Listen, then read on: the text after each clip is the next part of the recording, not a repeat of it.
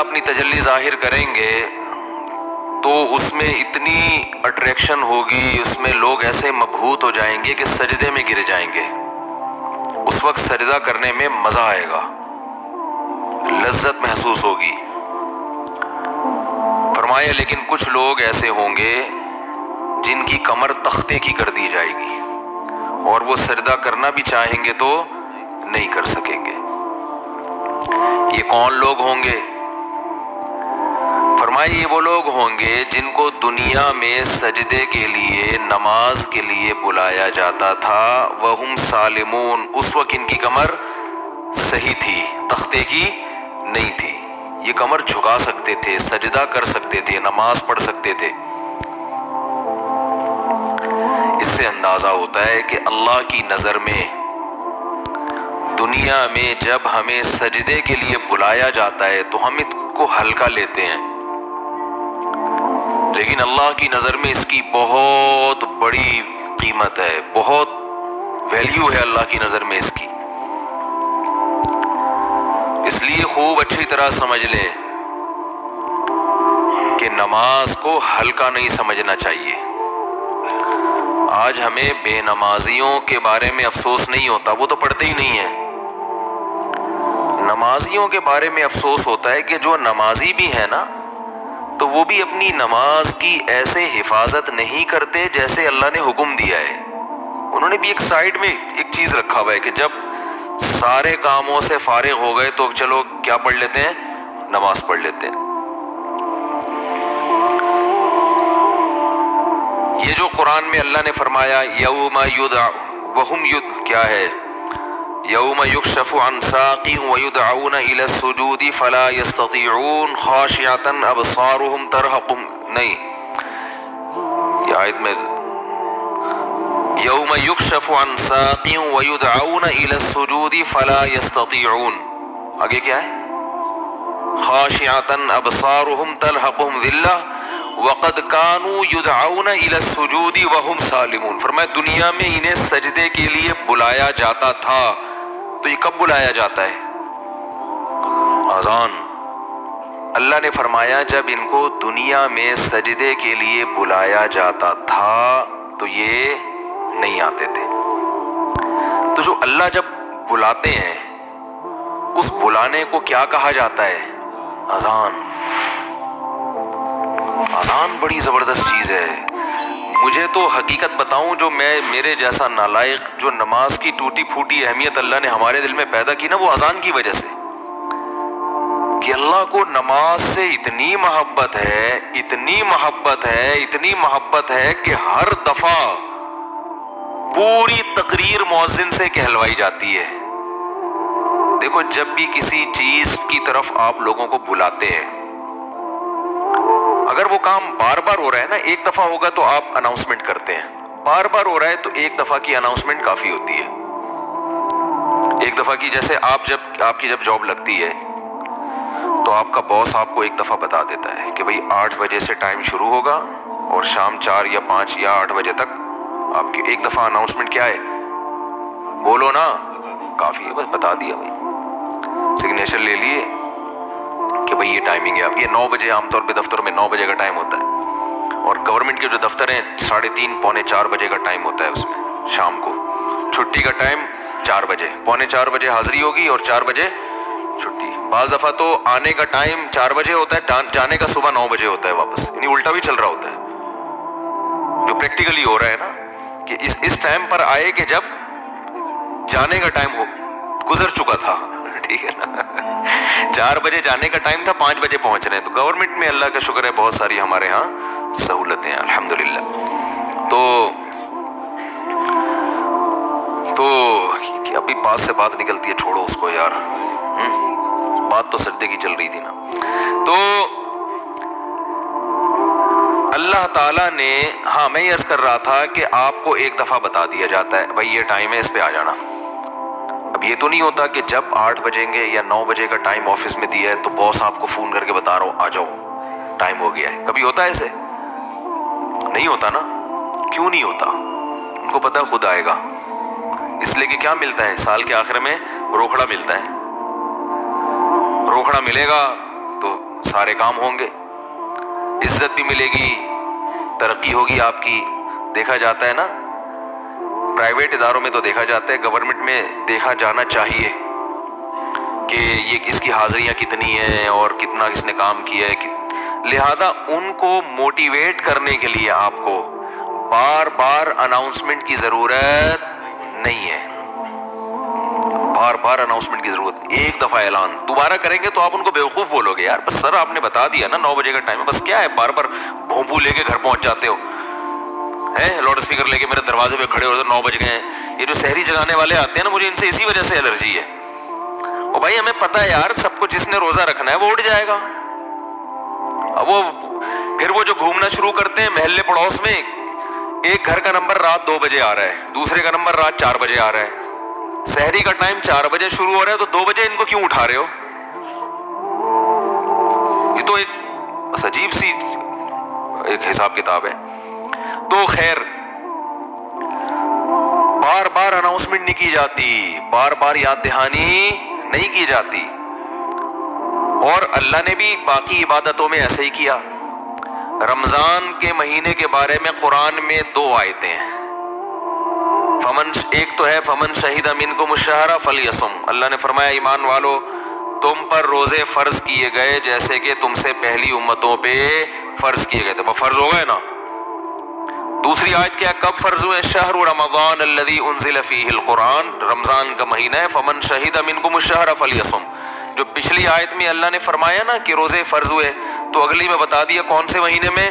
رمضان. جو رمضان کا مہینہ پائے اسے چاہیے کہ روزے رکھے. ایک دفعہ اناؤنسمنٹ ہوئی ہے بس، اس کے بعد دوبارہ قرآن میں اناؤنسمنٹ نہیں ہوئی. اور جب رمضان کا مہینہ آتا ہے تو پھر اسلام میں حکم بھی نہیں ہے کہ یاد دلاؤ.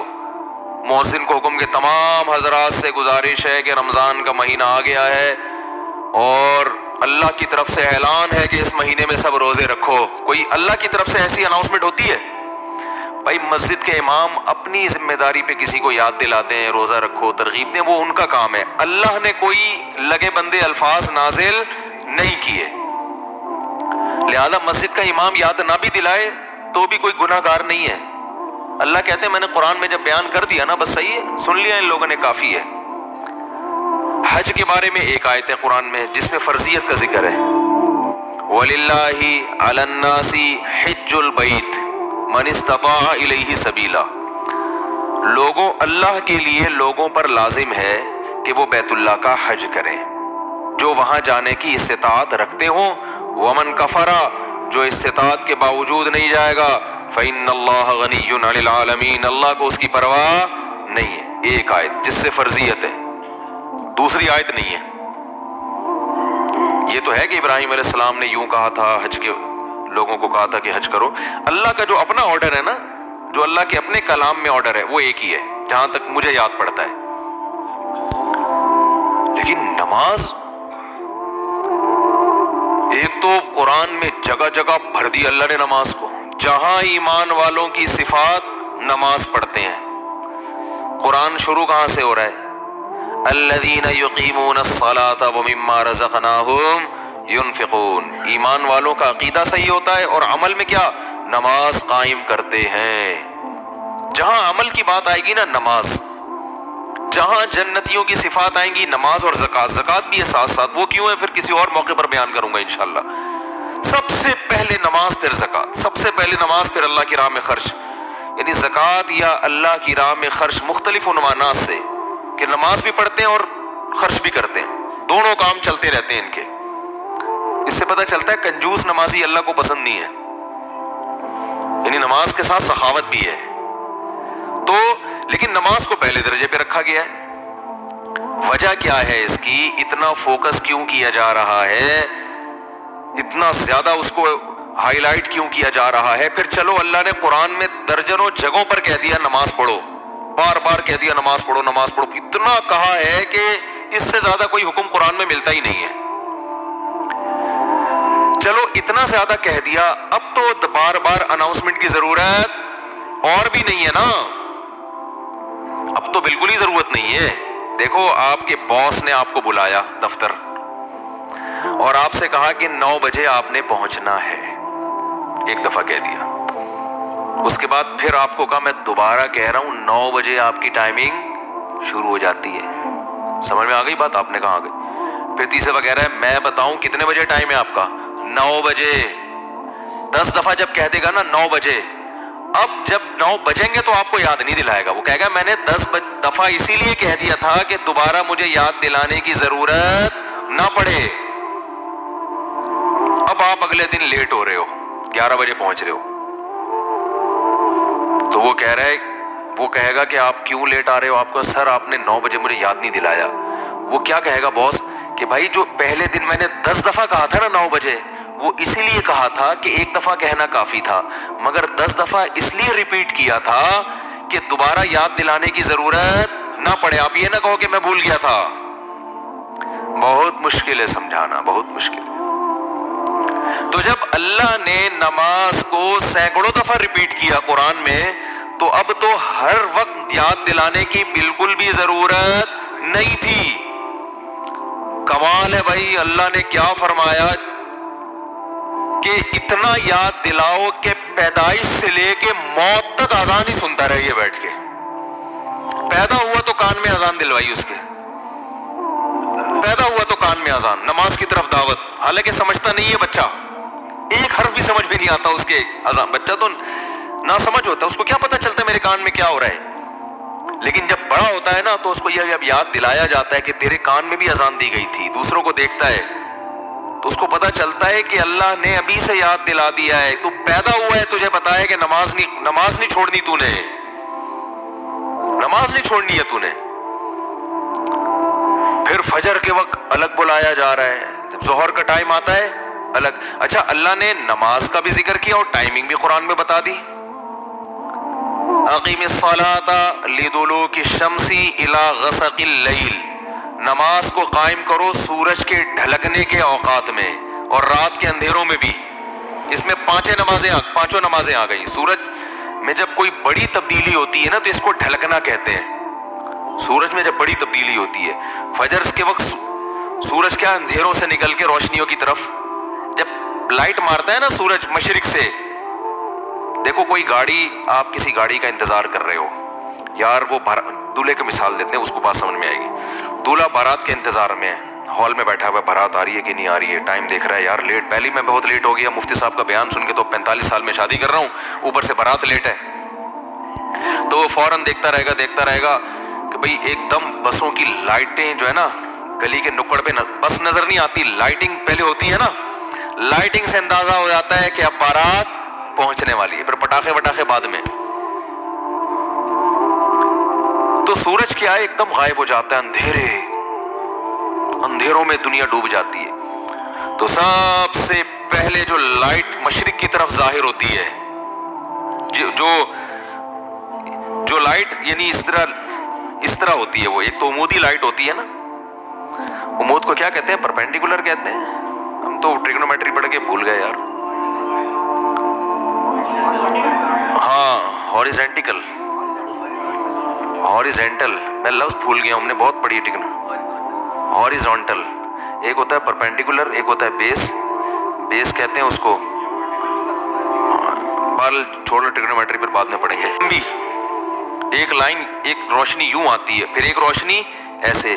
جو یہ روشنی ہے نا اس کو صبح کاذب کہتے ہیں.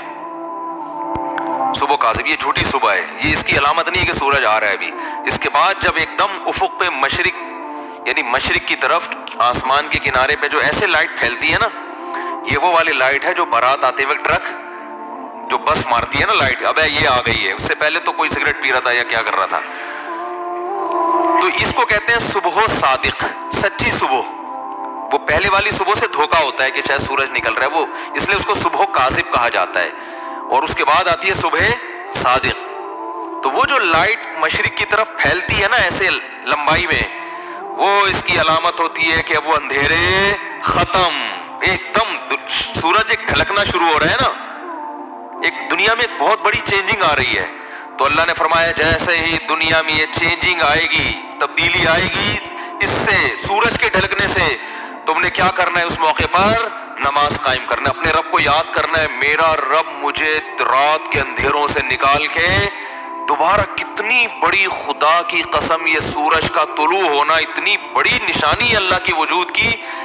ایتھیس اور ملحد پاگل ہوتے ہیں. مجھے لوگ کہتے ہیں ملحدوں پہ کو معاف کر دیں، بیان نہ کریں آپ، بہت بیان ہو گیا ملحدوں پر. لیکن بھائی کیسے یار چھوڑ دیں؟ اتنی بڑی خدا کی نشانیت دیکھ کر جو بدبخت کہتے ہیں یہ آٹومیٹیکلی ہو رہا ہے. اور یار ایسا سسٹم، اتنا ایندھن اس کے اندر، ایسی روشنی، کیسا جیسے آپ تکے کو گھماتے ہیں نا جب پکاتے ہیں، کوئلے پہ جب تکا پکاتے ہیں، ادھر سے پک گیا اب کیا کرو؟ گھماؤ، یہ خود بخود گھومتا ہے؟ گھمانا پڑتا ہے، یا ایسا سسٹم لگانا پڑے گا کہ گھومے. وہ سسٹم کوئی لگا کے دیتا ہے. تکے میں خود بخود اتنی عقل نہیں ہوتی کہ کروڑوں سال میں ترقی کرتے کرتے ایسا بن گیا کہ آٹومیٹک گھومنا خود بخود ہی شروع. یہاں سے پک گیا اب یہاں سے پکاؤ، ہے بھائی یہاں سے تو پک گیا اب کیا کرو؟ اب یہاں سے پکاؤ مجھے. تکا خود بخود کروڑوں سال میں بھی اتنا ذہین نہیں ہوتا، تو یہ سورج اور زمین اتنے ذہین کیسے ہو گئے کہ سورج گیا اور پوری دنیا کو لائٹ دیتا دیتا ساری دنیا میں کی فصلیں اگاتا، وٹامن ڈی پرووائڈ کرتے کرتے کرتے کرتے ابھی سورج امریکہ والوں کو نواز رہا ہے. اس وقت یہاں رات ہو رہی ہے نا، امریکہ میں دن ہے. سورج وہاں جا کے گوروں کو وٹامن ڈی دے رہا ہے، ان کی فصلوں میں جان پیدا کر رہا ہے. ہمارا نمبر ابھی، ہم تکے کی وہ والی سائڈ ہے جو انگارے کے دوسری طرف گئے ہوئے ہم لوگ. بھئی یہاں سے تو زمین پک گئی ہے، اب اس کو تھوڑا سا اندھیرے میں رکھو، اس کو پکانے کی ضرورت نہیں ہے. اب میرے اس طرح پکانے کی باتیں کرنے سے ایتھیس کو تپانے کا کام ہو رہا ہے. حقیقت ہے نا، جب سورج پکا رہا ہے اور ایتھیس ہمیں تپا رہا ہے، خود بھی تپ رہا ہے الٹی باتیں کر کے.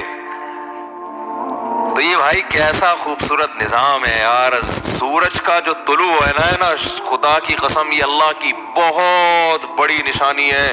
لاکھوں کروڑوں سال ہو گئے سورج کی حرکت میں کوئی تبدیلی نہیں ہو رہی. کتنا بڑا آگ کا ایندھن ہے، آگ کا ایندھن زمین سے لاکھوں گنا بڑا. اتنی آگ، اتنا ایندھن کہاں سے آ گیا؟ اسٹیل مل میں جو ایندھن جس سے لوہا پگھلایا جاتا ہے یہ آٹومیٹکلی پیدا ہو گیا، یہ اس کو پیدا کیا گیا ہے. یہ تو ڈالا جاتا ہے نا اس میں بھٹیوں کو جلانے کے لیے. سورج میں کہاں سے آ گیا؟ اتنی آگ برسا رہا ہے، اور ایسی لائٹ ہے اس کی کہ آپ جب سورج کی روشنی ہوتی ہے آپ کے ہزار وولٹ کے بلب فیل ہو جاتے ہیں، پتہ ہی نہیں چل رہا ہوتا کہ جل رہے ہیں کہ بجھ رہے ہیں. تو کیا تن تناتا ہوا شان کے ساتھ مشرق سے نکلتا ہے. تو اللہ نے کہا ابھی نکلنے سے پہلے پوری دنیا کا نظام چونکہ چینج ہو رہا ہے، اندھیروں سے ڈوب کے تم روشنیوں کی طرف آ رہے ہو. تو جو ملحد ہوگا، جو خدا کا انکار کرنے والا ہے، اسے اس سے کوئی غرض نہیں ہے کہ اللہ نے مجھے دوبارہ زندگی دی، دوبارہ سورج میری خدمت کے لیے طلوع ہو رہا ہے اور اس زمین کا نظام دوبارہ سے کیا ہو رہا ہے؟ چینج ہو رہا ہے. وہ تو پڑا ہوا خواب خرگوش کے مزید لیتا رہے گا. کافر خدا کو یاد نہیں کرے گا. اور جو خدا کو مانتے ہیں، جو مشرک ہیں، وہ مندروں میں جا کے بتوں کے سامنے جھکیں گے، حالانکہ وہ تو خود پیدا کیے ہوئے ہیں ان بتوں کو اللہ نے.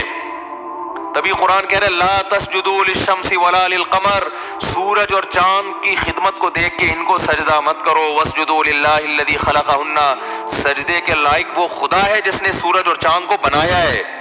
ہندو کہتا ہے گائے ہماری بڑی خدمت کرتی ہے، گائے ہماری ماں ہے، ہمارا بھگوان ہے. او بھائی جس خدا نے گائے کو تمہاری خدمت کے لیے بنایا ہے وہ ہے تمہارا اصل بھگوان، وہ ہے تمہارا اصل معبود. یہ گائے بنی نہیں ہے، بنائی گئی ہے. ایک میکینک نے گاڑی بنا کے آپ کو گفٹ دے دی، گاڑی کا شکریہ ادا کر رہے ہو آپ؟ ہے بے وقوفی ہے یا نہیں ہے؟ ایک سائنٹسٹ نے گاڑی بنائی اور آپ کو دے دی، لو بھائی چلاؤ. ریوو بنائی، ریوو اس لیے کہہ رہا ہوں کہ مثال تو اچھی دینا آدمی. میں نے کہا ہے نا کہ دیکھو بعض لوگ دیکھو غریب ہونا تو کوئی برائی ہے نہیں. ہمارے نبی صلی اللہ علیہ وسلم دنیا کے مسکین تھے. سوچ کا غریب ہونا کیا ہے؟ نقصان دہ. اس لیے میں انڈے والے برگر کی مثال نہیں دیتا، مثال ہمیشہ زنگر برگر کی ہوگی. کیا کھاؤ بے شک انڈے والا برگر، جیب میں دیکھو پیسے ہیں تو انڈے والا کھا لو. زنگر کیا تو لیکن مثال ہمیشہ کس کی دو؟ زنگر کی. تو مثال اچھی گاڑی کی دینی چاہیے. اور اس میں ایک اور حکمت بھی ہے جو کبھی اور کسی اور وقت بتائیں گے انشاءاللہ. تو آپ کو کسی نے، کمپنی نے ریوو دے کے نا آپ کو گفٹ دے دی، لے بھائی. اب آپ کیا کر رہے ہو کہ ریوو کا شکریہ ادا کر رہے ہو. تمہارا بہت شکریہ، تم میری زندگی میں آئی، تم مجھے بٹھا کے گھماتی ہو، تمہاری وجہ سے میری عزت ہو رہی ہے. تو بات یہ چل رہی تھی کہ آپ کو کسی نے ریوو گفٹ دی یا آپ کو کسی نے گاڑی گفٹ دی یا آپ کو کسی نے کوئی بھی ہدیہ دیا, انڈے والا برگر کھلا دیا, آپ برگر کی تعریفیں کر رہے ہو, برگر کے شکریہ ادا کر رہے ہو. تو ہندو یہی کر رہے ہو بھائی, گائے تم پر احسان نہیں کر رہی, احسان اس ذات نے کیا جس نے اس گائے کو بنایا. تو خدا کہہ رہا ہے کہ نہ ملحدوں کی طرح خدا کا انکار کرو کہ یہ خود بخود ہو رہا ہے, اور نہ مشرکین کی طرح اصل خدا کو چھوڑ کر بنی ہوئی چیزوں کو پوجنا شروع کر دو. اسلام کتنا بیلنس کرتا ہے, کیسی اعتدال والی بات کرتا ہے. لا تسجدوا للشمس ولا للقمر, سورج اور چاند کو سجدہ مت کرو ان کی خدمت کو دیکھ کے. واسجدوا للہ الذی خلقہن, اس ذات کو سجدہ کرو جس نے ان کو بنایا. یہاں بھی سجدے کا ذکر ہے, نماز میں ہوتا ہے سجدہ. تو اللہ نے کیا فرمایا, اقیم الصلاۃ لدلوک الشمس, سورج کے ڈھلکنے. یہ سورج سے نا زمین کا بڑا سسٹم ہے, سورج کو بڑا قرآن نے پروٹوکول دیا ہے. قرآن نے اپنی نشانیوں میں اگر میں یہ کہوں کہ جتنا سورج کو پروٹوکول دیا ہے شاید کسی اور نعمت کو نہیں دیا, تو شاید میری یہ دعویٰ غلط نہیں ہوگا. تبھی تو سورج سے نمازوں کے اوقات رکھے گئے ہیں. روزہ بھی سورج دیکھ کے ہوتا ہے, سورج غروب ہوگا تو روزہ افطار ہوگا, سورج طلوع ہونے سے پہلے روزہ بند ہوگا, نمازیں سورج کے اوقات پر. تو یہ کیا ہے؟ اس لیے کہ دلوک کہتے ہیں ڈھلکنا. تو اللہ نے ڈھلکنے کے اوقات اس لیے رکھے کہ اس وقت دنیا میں بڑی بڑی تبدیلیاں آ رہی ہوتی ہیں, بڑی بڑی تبدیلیاں. رات کے اندھیرے دور ہونا شروع ہو جاتے ہیں, بہت بڑی چینجنگ دنیا میں آتی ہے جس کا پوری دنیا پہ بھی اثر پڑتا ہے, آپ کی باڈی پہ بھی اثر پڑتا ہے, پوری دنیا کے نظام پہ اثر. وہ کیا ہے؟ سورج کی جو کرنیں ہیں, مشرق سے بھی سورج کے طلوع ہونے کا ٹائم ہوا ہے, آپ کو روشنی دیکھ کے اندازہ ہو جاتا ہے کہ اب صبح ہونے والی ہے اور اس زمین کے نظام میں تبدیلی آنے والی ہے. تو عقل مند لوگ کیا کرتے ہیں؟ اللہ نے فرمایا اس موقع پر تم نے کس کو یاد کرنا ہے؟ اللہ کو یاد کرنا ہے. کس طرح؟ جس طرح اللہ کہتا ہے میں بتاؤں گا اس طرح یاد کرنا ہے. کیونکہ اگر اللہ نہ بتاتا کس طرح یاد کرنا ہے, پھر ہم عبادت کے وہ طریقے نکال لیتے جو غیر مسلموں نے نکالے ہوئے ہیں, عجیب عجیب سے. جب انسان کو پتہ نہیں ہوتا نا کیسے عبادت کرنی ہے, تو لوگوں کی رائے پہ چھوڑ دیا جاتا. فرض کریں اسلام کہتا بھائی صبح سورج کے طلوع ہونے سے پہلے, صبح صادق کے بعد تم نے عبادت کرنی ہے. کیسے کرنی ہے؟ ہر آدمی اخپل طریقے سے کرے. تو لوگوں کے الگ الگ کانسیپٹ ہوتے, کچھ ایسے عبادت کرتے, وہ کہتے ہیں ہم اللہ کے لیے میلے کچیلے رہیں گے. یہ بھی ایک نظریہ ہے لوگوں میں. برما میں گیا, بدھسٹ نظر آئے, 6 مہینے سے کہا جاتا ہے کہ نہائے نہیں ہیں. یہ ان کا خیال ہے کہ اس طرح بھگوان کیا ہوتا ہے؟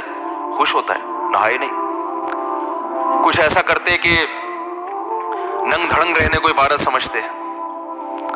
یہ بھی آپ کو بعض مذاہب میں ملے گا, وہ کہتے ہیں ہم تو برہنہ پیدا ہوئے تھے بھائی, یہ لباس تو نیچر کے خلاف ہے. وہ بھی کچھ دن پہلے میں نے فیس بک پہ ایک انٹرویو دیکھا, شکر ہے وہ آگے میز لگائی ہوئی تھی انہوں نے. انٹرویو کے دوران انہوں نے یہ عقل بندی کی, وہ ایک برہنہ بیٹھا ہوا ہے بالکل ہی لباس لیس. تو اس سے پوچھنے کہ اس تکلف کی ضرورت کیا تھی آپ کو؟ تو وہ کہہ رہے ہم تو انسان کیا ہے, پیدا کیسے ہوا ہے؟ برہنہ. تو نیچر یہی ہے کہ لباس نہیں ہونا چاہیے. نیچے لوگوں نے طبیعت سے گالیاں دی ہوئی نا کہ اس کی کوئی ماں بہن نہیں ہے گھر میں. تو یہ بھی ایک عبادت کا ان کے خیال میں طریقہ ہے. بعض لوگوں میں عبادت کا طریقہ یہ ہے کہ ہم گوشت نہیں کھائیں گے, اس سے اللہ خوش ہوگا. تو انسان کو اگر آزاد چھوڑ دیتا نا اسلام کہ تم اللہ کو جس طرح بھی راضی کرنا چاہو کرو, تو انسان غلط رخ پہ چلا جاتا, وہ انسانیت کے دائرے سے نکل جاتا. اللہ نے بتا دیا اقیم الصلاۃ لدلوک الشمس.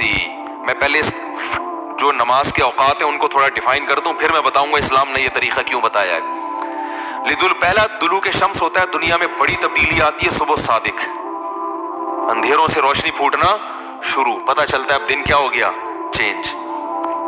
اس کے بعد سورج پھر ٹکا کباب بناتے نا ایسے ہوتے ہوتے بالکل بلندی پہ جا کے پہنچتا ہے جس کو زوال کا وقت کہتے ہیں.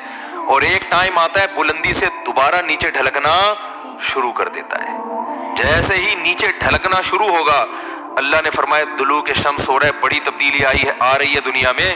اب سورج ٹاٹا کرتے ہوئے واپس جا رہا ہے. سورج ڈھلکنا دن یعنی جو رات اس وقت جو انسان کی باڈی میں تبدیلی ہوتی ہے نا, وہ اور زمین میں وہ مکمل سارا سسٹم اس وقت چینج ہو چکا ہوتا ہے. تو اس وقت حکم دیا گیا یہاں بھی تمہیں کس کو یاد کرنا ہے؟ اللہ کو یاد کرنا ہے، کیونکہ تم اس کے ماننے والے، اس کا شکر ادا کرنا ہے۔ اس کے بعد پھر دوبارہ بڑی چینجنگ کب ہوتی ہے؟ عصر کے ٹائم پہ۔ امام حنیفہ بہت ذہین تھے، خدا کی قسم۔ جو امام ابو حنیفہ کا رحمہ اللہ کا فقہ غور سے پڑھے گا نا، اسے لگے گا امام صاحب کوئی چھوٹی موٹی چیز نہیں تھے۔ حدیث میں ہمیں نماز کے بارے میں، عصر کے بارے میں مثل اول بھی ملتا ہے، مثل ثانی بھی ملتا ہے۔ بخاری مسلم کی حدیثوں سے ہمیں پتہ چلتا ہے کہ جس ٹائم پہ ہمارے جو اہل حدیث حضرات عصر کی نماز پڑھتے ہیں نا، اس کا بھی ثبوت حدیث سے ہمیں ملتا ہے۔ اور یہی ٹائم امام شافعی کا بھی ہے، جو عصر بہت جلدی پڑھی جاتی ہے۔ پورے سعودیہ میں آپ نے دیکھا ہوگا بہت جلدی عصر پڑھ لیتے ہیں وہ، لیکن امام حنیفہ کی رائے یہ کہ دیر سے پڑھی جائے، جب ہر چیز کا سایہ دگنا ہو جائے۔ کتنا ہو جائے؟ دگنا۔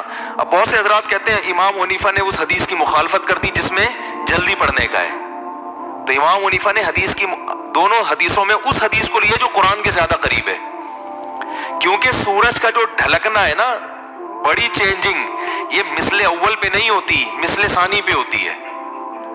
یعنی جب ہر چیز کا سایہ آپ نے 1 فٹ کا اسکیل رکھا زمین پہ، جب اس اسکیل کا سایہ اتنا ہو جائے، دیکھیں جب سورج بالکل اوپر ہوتا ہے، اس بات کو ذرا ٹیکنیکل طریقے سے سمجھیں، سورج بالکل سر پہ ہوتا ہے تو ہر چیز کا سایہ 0 ہو جاتا ہے۔ کتنا ہو جاتا ہے؟ اگر آپ خط استوا پر ہو، ایکویٹر پہ ہو نا، تو سورج جب بالکل آپ کے سر پہ ہوگا تو 1 فٹ اسکیل اگر ہے، اس کا سایہ کتنا ہوگا؟ 0، کیونکہ بالکل اوپر ہے نا۔ اب جب ذرا سا ڈھلکے گا تو جیسے ہی تھوڑا سا ڈھلکا ہے ظہر شروع، اس پر پوری امت کا اتفاق ہے۔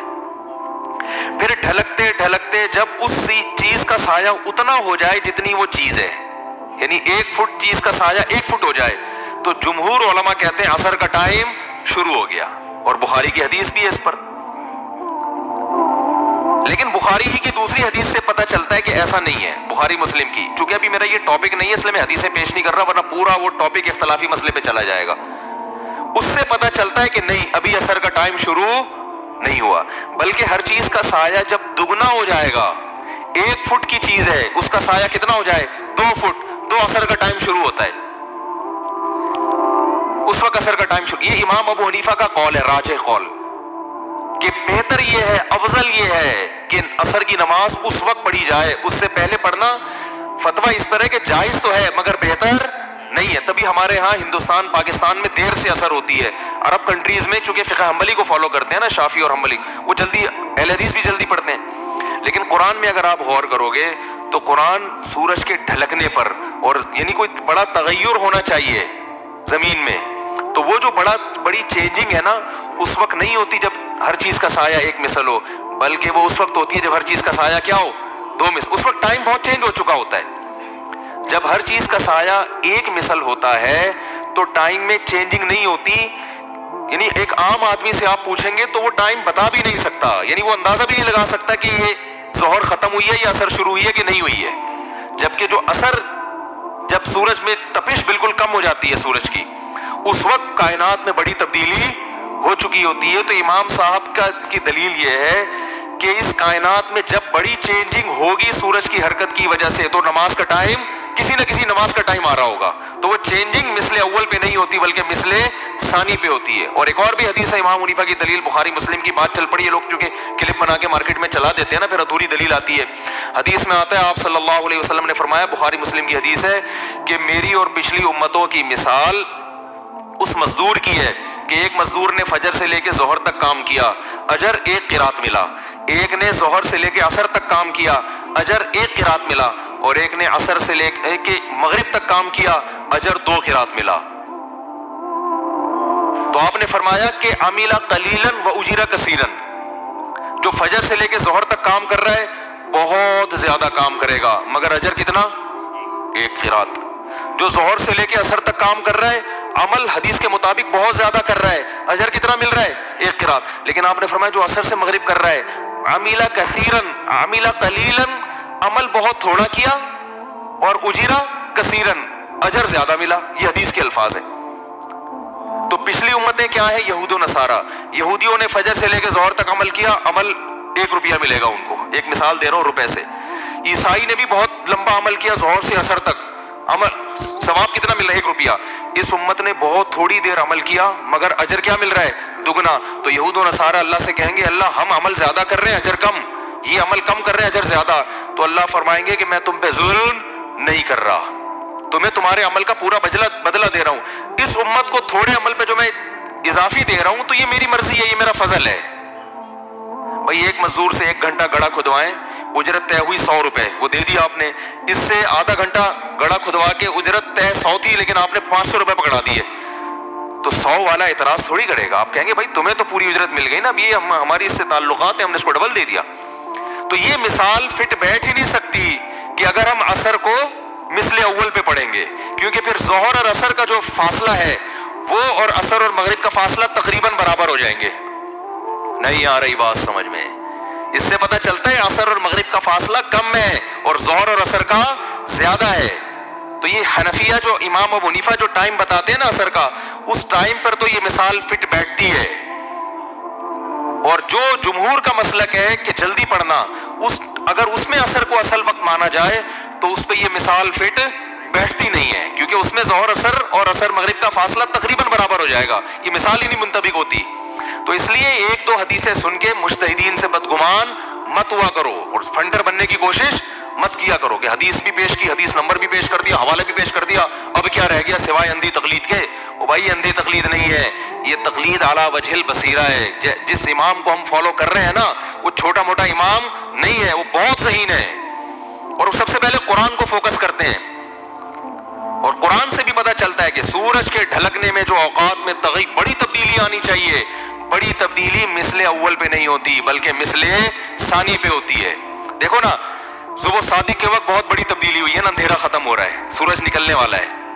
ظہر کے وقت بہت بڑی تبدیلی ہوئی ہے، سورج بالکل فل تماتم چمک رہا ہے، ٹھیک ہے نا۔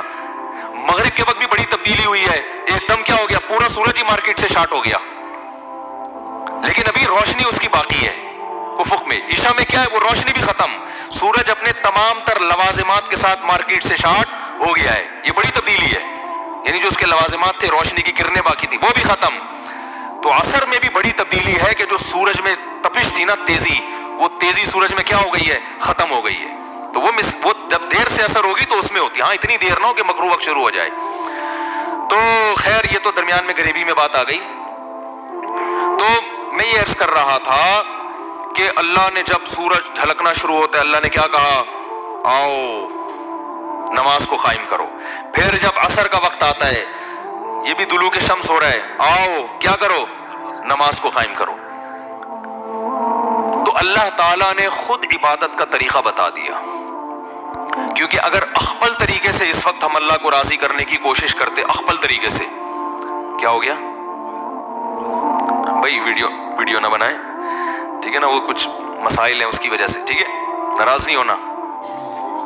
تو اخپل طریقے سے اگر ہمیں حکم دے دیا جاتا ہے نا، تو دیکھو پوری دنیا میں جو لوگ اخپل طریقے سے عبادت کر رہے ہیں ان کا حال کیا ہے۔ عیسائیوں نے تبدیلی کی، چرچ میں جا کے انہوں نے حضرت عیسیٰ نے جو نماز کا طریقہ بتایا تھا اس کو کیا کر دیا، اجتہاد کر کے نا، جیسے ہمارے پروفیسر غامدی صاحب نے رمضان کے روزے میں یوں کر لیا، امتحان کی وجہ سے چھوڑ سکتے ہو، ایسا اجتہاد جس کے پیچھے کوئی نص نہیں ہے، کوئی قرآن کی آیت یا حدیث، کوئی اصول اصل نہیں ہے کوئی، تو ایسے پھر یہ بھی ٹھیک ہے۔ اور بعض لوگوں نے سنتوں کو مارکیٹ سے کیا کر دیا، ایک مشہور زمانہ ہے، وہ کہتے ہیں سنت موقدہ کچھ ہوتا ہی نہیں ہے، مشہور ہیں وہ، آتے رہتے ہیں، نام لینے کی ضرورت نہیں ہے۔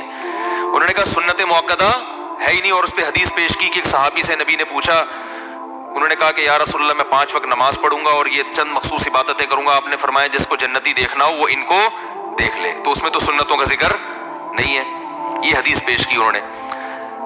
تو مجھے وہ سامنے بیٹھنے کے لیے چونکہ تیار نہیں ہوتے، کسی دن سامنے حاضری ہوگی تو میں ان سے کہوں گا کہ فجر میں اگر کوئی شخص روزانہ 2 رکعتوں میں قل واللہ احد پڑھ لیتا ہے، لمبی رکعت نہیں پڑھتا، آپ کے امام جب نماز پڑھاتے ہیں سورہ فاتحہ پڑھیں، قل واللہ احد پڑھیں، رکوع میں چلے جائیں، روزانہ فجر ایسے پڑھیں، تو یہ کیا ہے، گناہ ہے، ثواب ہے، جائز ہے؟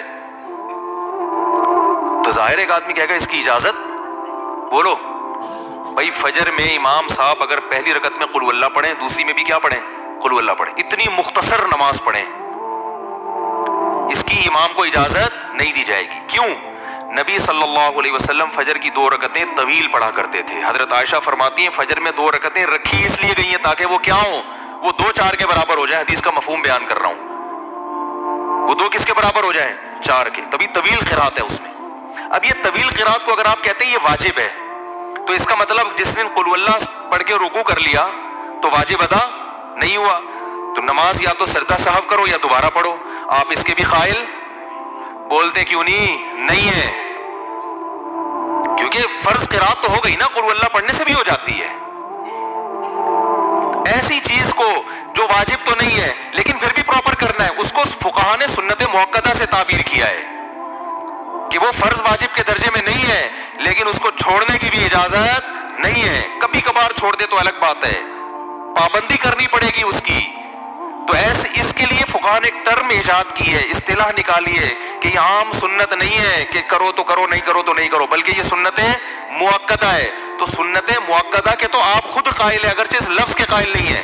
اگر آپ یہ کہتے ہو کہ سنت مؤکدہ کچھ بھی نہیں ہوتا, بس فرض واجب ہی ہوتا ہے, فرض ہی ہوتا ہے اور کچھ بھی نہیں ہوتا, یہ تو واجب کا بھی انکار کرتے ہیں, یہ کچھ بھی نہیں ہوتا, تو میں کہتا ہوں امام روزانہ پہلی رکعت میں بھی قل اللہ پڑھے, دوسری میں بھی قل اللہ پڑھے, اور پھر آپ روزانہ اتنی مختصر نماز پڑھا کے مارکیٹ سے شارٹ ہو جائے, تو پھر آپ اس کو بھی یہ حدیث سناؤ, آپ اس کو بولو کہ بھائی فجر میں تو لمبی قرات کرنا سنت ہے, آپ کیوں اس سنت کو چھوڑ رہے ہو. وہ یہ جواب دے گا سنت ہے نا, فرض تو نہیں ہے نا. کیا ہو گیا بھائی. اور وہ حدیث سنا دے کہ ان صحابی نے کہا تھا 5 نمازیں فرض ادا کروں گا جنت میں جاؤں گا, تو میں 5 میں سے فجر جو فرض ہے ادا کر رہا ہوں کہ نہیں کر رہا, فرض ادا ہو رہا ہے کہ نہیں ہو رہا,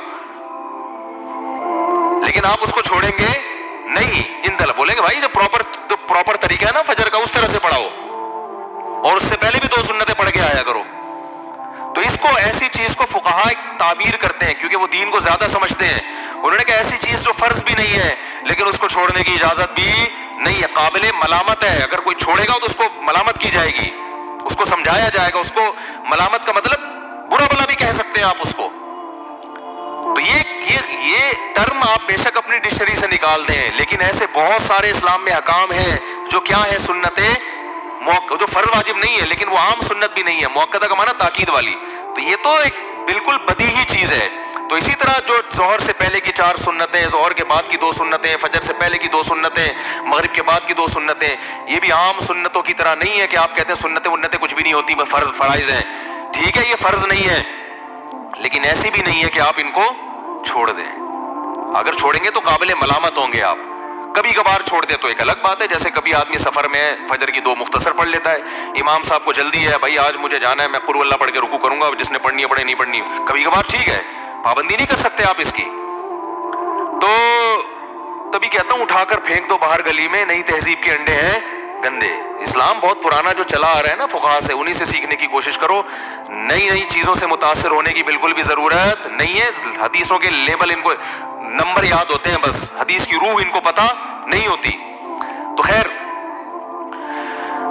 یہ درمیان میں ہم قیام و طعام چلتا رہتا ہے نا ہمارا, ہم نے کہا تھا بیان میں جب آئیں گے درمیان میں قیام و طعام آتا رہے گا. تو اصل ٹاپک سے ہم ہٹتے ہیں لیکن دوبارہ آتے ہیں, کوشش کرتے ہیں. تو اللہ نے کیا فرمایا کہ میں یہ عرض کر رہا تھا کہ اللہ نے ہمیں ہم پر نہیں چھوڑا کہ جیسے چاہو پڑھو, ہم پہ چھوڑ دیا جاتا. اتنی آراء رائے سامنے آتی, کوئی کہتا ہے گندا رہنا عبادت ہے, کوئی کہتا ہے کہ ڈیٹول سے جب تک نہیں نہاؤ گے تو عبادت قبول نہیں ہوگی,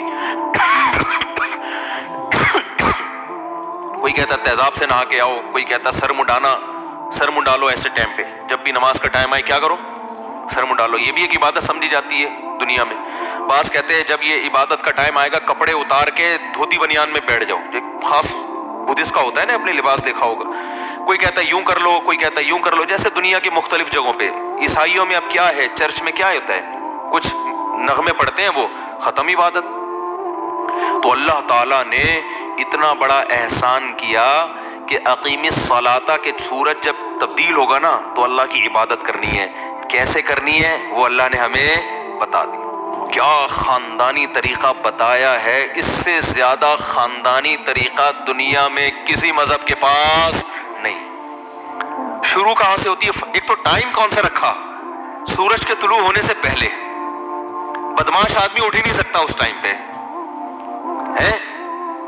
فجر سے پہلے اٹھنا کس کا کام ہے, شریفوں کا کام ہے نا. لوگ کہتے ہیں نا ارلی ان دا مارننگ اٹھ جاتا ہے, اس کا مطلب بندہ شریف ہے.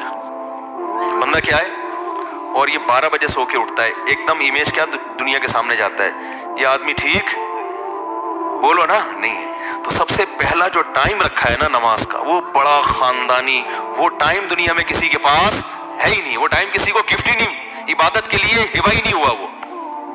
وہ ہے طلوع آفتاب سے پہلے، سورج نکلنے سے پہلے۔ میڈیکلی کتنا اچھا ٹائم ہے، آکسیجن کا لیول سب سے زیادہ ہوتا ہے اس وقت، دماغ فریش ہو جاتا ہے۔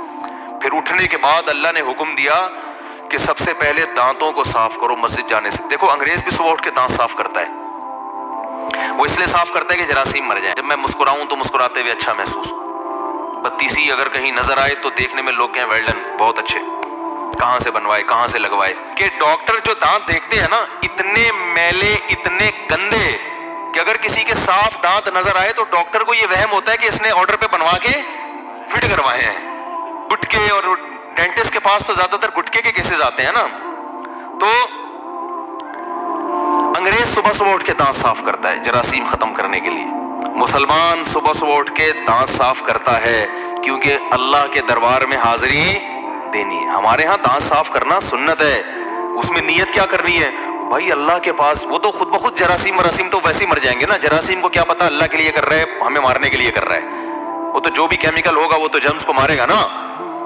لیکن ہم نیت کیا کرتے ہیں کہ اللہ ہم تیرے دربار میں حاضری دینے کے لیے جا رہے ہیں، تو اللہ نے کہا کہ میلے کچیلے دانتوں کے ساتھ مت آنا، خدا کا دربار ہے بھائی، دانتوں کو صاف کرو۔ تبھی نبی صلی اللہ علیہ وسلم سرہانے پہ مسواک کر کے سوتے تھے۔ صبح اٹھتے ہی نبی نے جو سب سے پہلا کام کرنا ہے، اٹھنے کی دعا پڑھنے کے بعد دانتوں کی صفائی۔ کس کے لیے؟ نماز کے لیے۔ اس کے بعد ہاتھوں کو دھونا ہے، یہ اللہ کا ایک چیز، اللہ کا حکم ہے نا، فَاغْسِلُوا وُجُوهَكُمْ وَأَيْدِيَكُمْ إِلَى الْمَرَافِقِ۔ اے ایمان والو جب نماز کا ارادہ کرو تو پہلے اپنے چہروں کو، حدیث میں قلی کرنے کا بھی حکم ہے، 3 دفعہ ناک میں پانی ڈال کے 3 دفعہ صفائی کی ہے۔ ناک کی صفائی ہو رہی ہے، کس کے پاس حاضر ہو رہے ہیں؟ یہ عبادت کا طریقہ کسی دنیا میں کسی کے پاس ہے؟ اور یہ انسان کا بنایا ہوا ہو ہی نہیں سکتا، کیونکہ انسان کے بنائے ہوئے جو ہم نے دیکھے ہیں نا، ان میں یہ حسن و جمال نہیں ہے۔ اور محمد صلی اللہ علیہ وسلم جو نہ کسی یونیورسٹی میں پڑھے نہ اسکول میں پڑھے، وہ کیسے اتنا اچھا طریقہ نکال سکتے ہیں بھائی؟ اور ایسے عربوں کو بیان کر رہے ہیں جن کے ہاں سب سے مہنگی چیز پانی تھا۔ عرب میں پانی بہت کم تھا، انہیں دن میں 15 دفعہ منہ دھونے کا حکم دیا جا رہا ہے، دن میں 15 دفعہ ناک صاف کرنے کا پانی کے ذریعے حکم دیا جا رہا ہے، دن میں 15 دفعہ ان کو کلی کرائی جا رہی ہے، دن میں 15 دفعہ بازو دھونے کا حکم دیا جا رہا ہے، دن میں 15 دفعہ پاؤں دھونے کا حکم دیا جا رہا ہے۔ تو ایسی قوم کو جن کے پاس پانی کی بے انتہا قلت ہے، تو یہ خود علوم نبوت جو ہے نا، یہ خود دلیل نبوت ہے، نبی کی تعلیمات خود اس بات کی علامت ہے۔ کوئی غور کرے گا تو یہ سچے پیغمبر کی علامت ہے، یہ کسی انسان کی گڑی ہوئی چیزیں نہیں ہو سکتی۔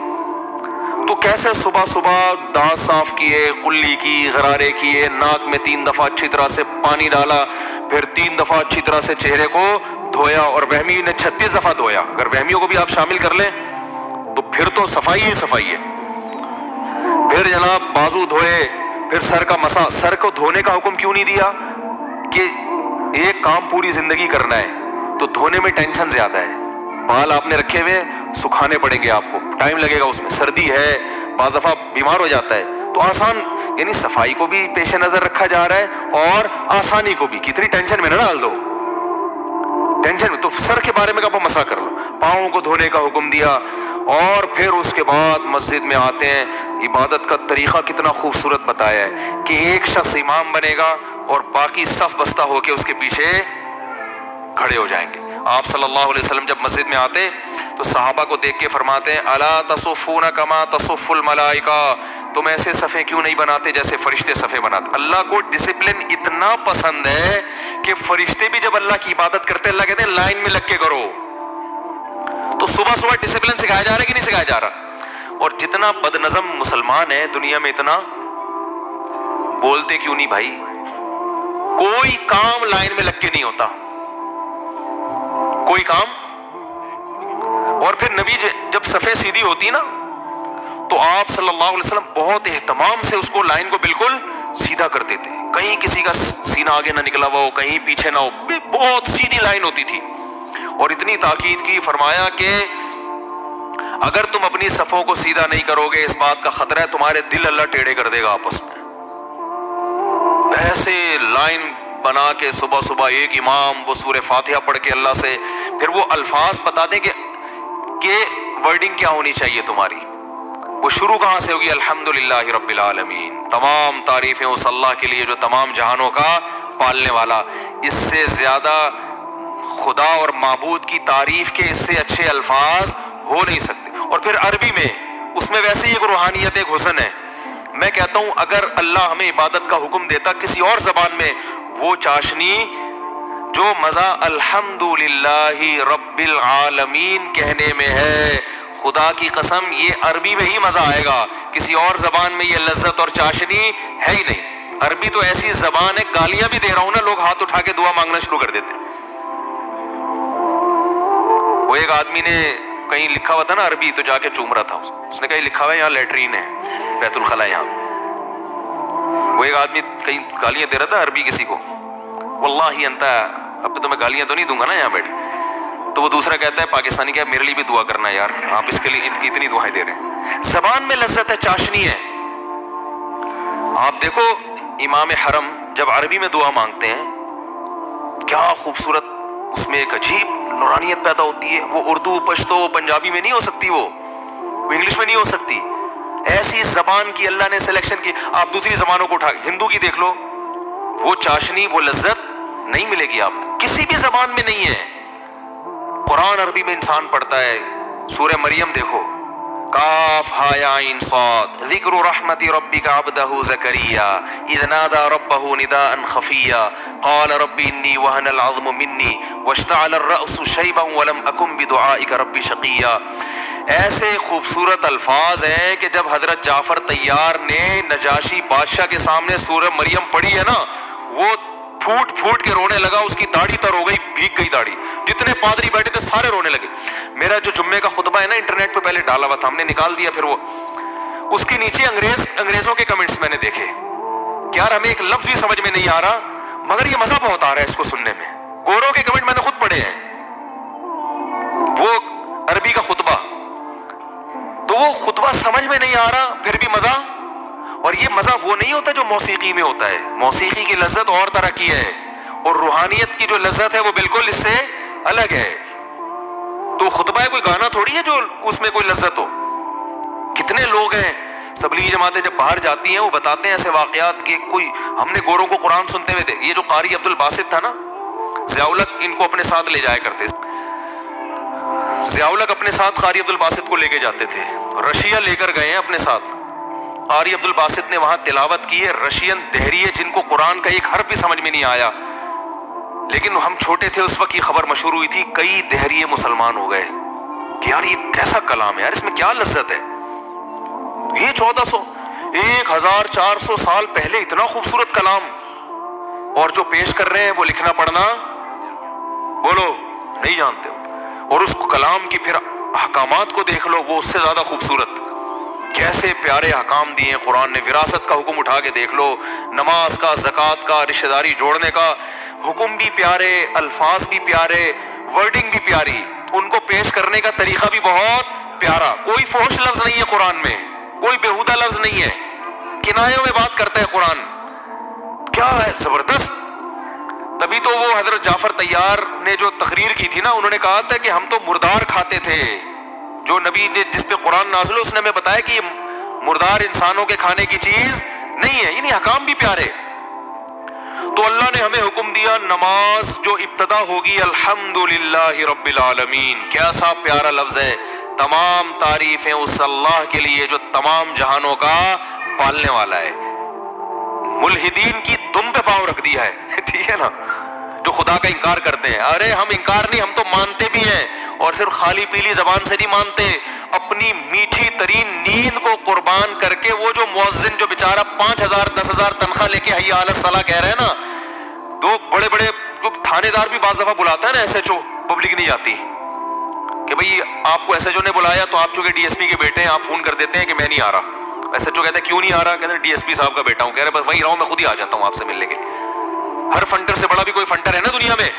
لیکن ایک गांव देहात का मुअज्जिन, फटी पुरानी चप्पल, वो मस्जिद में आके ऐलान करता है हय्या अलस सलाह, और उसकी दावत पर डॉक्टर भी लब्बैक कहते हैं, उसकी दावत पर आर्मी के ऑफिसर भी लब्बैक कहते हैं, उसकी दावत पर जो है वो इंजीनियर बड़े बड़े वो भी लब्बैक कहते हैं, उसकी दावत पर बड़े बड़े लोग बादशाह भी लब्बैक कह के मस्जिद की तरफ जा रहे होते हैं, क्योंकि पता है कि ये दावत इसकी नहीं है, ये बेचारा गरीब हमें अगर बुलाए तो हम तो पुलिस के कहने पे नहीं जाते, इसके कहने पे क्यों जाएंगे। उनको यकीन होता है कि ये दावत किसकी तरफ से दी जा रही है, हय्या अलस सलाह की, ये खुदा की तरफ से दावत दी जा रही है। तो मुल्हिद तो अल्लाह को लुगत से ही निकाला हुआ है, और नमाजी ने ऐसा डिक्शनरी में डाला हुआ है कि अपनी मीठी तरीन नींद एक आम गंवार देहाती की दावत की आवाज सुन के अपनी नींद को कुर्बान कर देता है। और फिर सर्दियों में वुजू करना कितनी टेंशन का काम है, गुस्ल फर्ज हो जाए तो गुस्ल करना पड़ता है,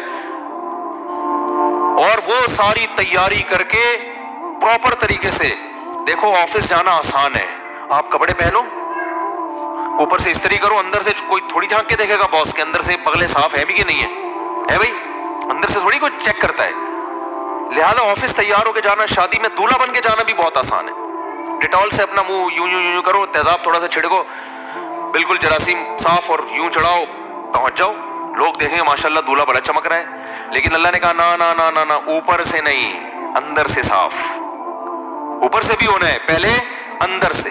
बाल बढ़ गए हैं, नमाज मकरू होगी, दांत गंदे हैं, नमाज मकरू होगी, प्याज की बू आ रही है, नमाज मकरू होगी, इस बू को खत्म करो। गुटके निस्वार की बू आ रही है, खत्म, इसको खत्म करो पहले। पेशाब का कतरा निकल गया है, वुजू टूट गया आपका, निजासत फैल गई है, इसको कपड़ों से धो, अपने इज़ार को पाक करो। हालांकि भाई ना बदबू आ रही है ना कोई देख रहा है, ना ना ना ना, आपके कपड़ों पे चूंकि पेशाब लगा हुआ है, पब्लिक तो नहीं देख रही, ना बू आ रही है, कपड़े गंदे हैं, इसको साफ करो। तभी तो नमाजी बैठा होता है वॉशरूम में शलवारें कंधों पे लटका के रगड़ रहे होते हैं। जो वहमी होते हैं वो ज्यादा ही कर रहे होते हैं, वरना क्या मसला, अंग्रेजों की तरह हम भी जाएं वॉशरूम में, एक जनाब पेशाब किया और निकले। गोरे तो मैंने तो देखा है, बाहर मुल्कों में गया हूँ, गोरे थोड़ी इतनी टेंशन के बैठे हुए हैं, इंतजार कर रहे हैं कि कब कतरे आना खत्म होंगे, फिर हम इस्तिंजा करके बाहर निकलेंगे। गोरा क्या करता है, जाए खड़े खड़े उसने पेशाब किया, छींटे पड़ोसियों पे पड़ रही, वैसे इतने साफ नीट क्लीन गोरे जो है ना, वैसे आप देखो ऐसे हर चीज, वो उन्होंने तो बाकायदा उनके यहाँ तो वो होते हैं जरासीम मारने वाले केमिकल होते हैं, उससे वो हाथ साफ करके फिर खाते हैं। एक तरफ इतनी सफाई है, लेकिन जब वॉशरूम जाएंगे, 6-6 महीने हो गए पानी का इस्तेमाल किसी किस्म के वॉशरूम में नहीं हो रहा। यानी एक तो छोटा वॉशरूम होता है, एक बड़ा वॉशरूम होता है। There are 2 types of washrooms. मैं समझता था छोटे वॉशरूम में नहीं इस्तेमाल होता, पता चला कि बड़े वॉशरूम में भी पानी का इस्तेमाल नहीं, वो भी टिश्यू से चल रहा है हिसाब किताब। अल्लाह ने कहा ना ना ना ना ना, ये दुनिया नहीं देख रही, मेरे सामने आओगे ना तो नीट एंड क्लीन होके आना है। तभी वॉशरूम में इंसान टाइम लगाता है, भाई पेशाब के कतरे खत्म हो जाएं फिर इस्तिंजा करूंगा, वरना लिबास क्या हो जाएगा, नापाक हो जाएगा। वही क़ज़ाए हाजत लगी हुई है, उसको पहले साफ। हमारे नबी जब सुबह गुस्ल करते तो पहले जहां जहां गंदगी लगी है ना, नजासत, उसको साफ करते, उसके बाद वुजू करते, फिर आप गुस्ल करते। तो पहले गंदगी को साफ करना है। इस्तिंजा का लफ्ज ही नहीं है गोरों की लुगत में, ये लफ्ज ही नहीं है डिक्शनरी में। तो